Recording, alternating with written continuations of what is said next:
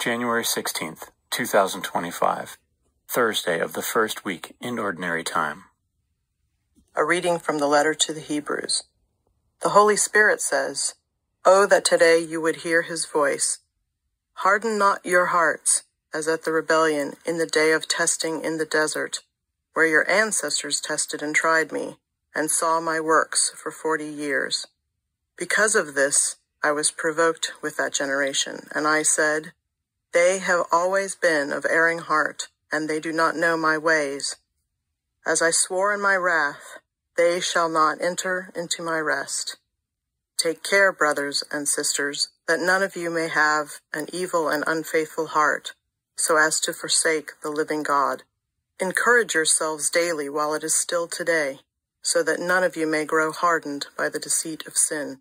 We have become partners of Christ, if only we hold the beginning of the reality firm until the end." The word of the Lord.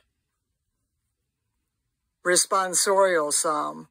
The response is, "If today you hear his voice, harden not your hearts." Come, let us bow down in worship. Let us kneel before the Lord who made us. For he is our God, and we are the people he shepherds, the flock he guides. If today you hear his voice, harden not your hearts. Oh, that today you would hear his voice. Harden not your hearts as at Meribah, as in the day of Massah in the desert, where your fathers tempted me. They tested me, though they had seen my works. If today you hear his voice, harden not your hearts. 40 years I was wearied of that generation. I said, this people's heart goes astray. They do not know my ways.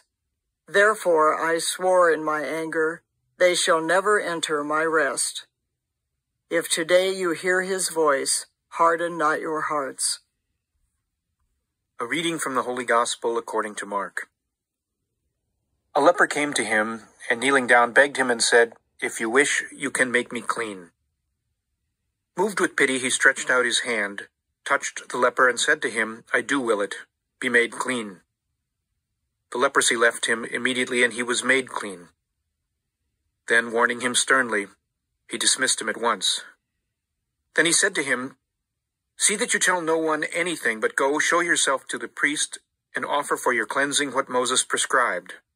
That will be proof for them." The man went away and began to publicize the whole matter. He spread the report abroad so that it was impossible for Jesus to enter a town openly. He remained outside in deserted places, and people kept coming to him from everywhere. The Gospel of the Lord.